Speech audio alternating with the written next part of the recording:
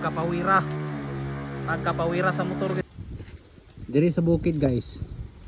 Kaya nani bakilid naman kay nanra. Di man gina maagig kabaw pahakot og prakata dra. So ang ilang style ilahang gigamitan og motor dito sa babaw. Na dito gibutang ilang motor na dito. Pus karon ato ang tanawon karon inigbiran nila sa kahoy. Kana mga kahoya guys kana makita ninyo. Mo na pangbirahon nila ron.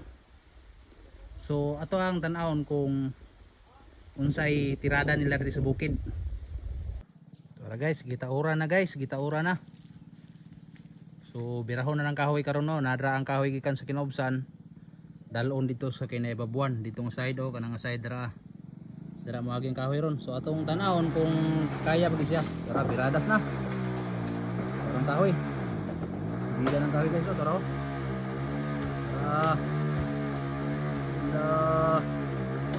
Idang kahoy